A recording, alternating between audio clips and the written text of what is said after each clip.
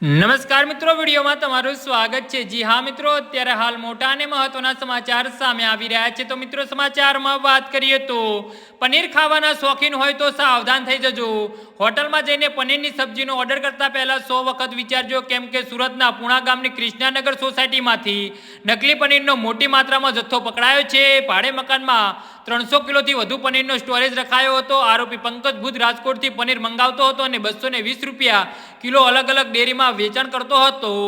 જી હા મિત્રો, અત્યારે હાલ મોટા અને મહત્વના સમાચાર સામે આવી રહ્યા છે। સુરતથી મોટી માત્રામાં નકલી પનીરનો જથ્થો ઝડપી પાડવામાં આવ્યો છે। એલસીબી ઝોન 1ની ટીમને મોટી સફળતા મળી છે। પૂણાગ્રામ કૃષ્ણાનગર સોસાયટીમાંથી નકલી પનીર ઝડપી પાડવામાં આવ્યું છે। ભાડે મકાન રાખીને પનીર સ્ટોરેજ રાખતો હતો પંકજ ભુજ નામનો આરોપી 315 કિલો નકલી પનીરમાં ઝડપાયો છે। જી હા મિત્રો, અત્યારે હાલ મોટા અને મહત્વના સમાચાર સામે આવી રહ્યા છે।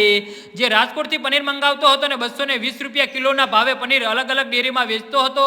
છેલ્લા 4 મહિનાથી નકલી પનીર વેચતો હોવાનું તપાસ ખુલ્યું છે। પોલીસની પ્રાથમિક તપાસમાં બહાર આવ્યું છે કે આરોપી પંકજ ભુજ છેલ્લા 4 મહિનાની આ નકલી પનીરનો વેપાર કરી રહ્યો હતો। તે રાજકોટથી દરરોજ 100 કિલોગ્રામ નકલી પનીર મંગાવતો હતો અને આ પનીરને તે 220 રૂપિયા પ્રતિ કિલોના ભાવે સુરતની જુદી જુદી ડેરીઓમાં વેચતો હતો। જી હા મિત્રો, તો આના વિશે તમારું શું કહેવું છે તો નીચે મારી કમેન્ટ બોક્સમાં જરૂરથી જણાવજો અને અમારી યુટ્યુબ ચેનલને સબસ્ક્રાઇબ કરવાની ભૂલતા નહીં। વિડીયો પૂરો જોવા બદલ તમારો ખૂબ ખૂબ આભાર।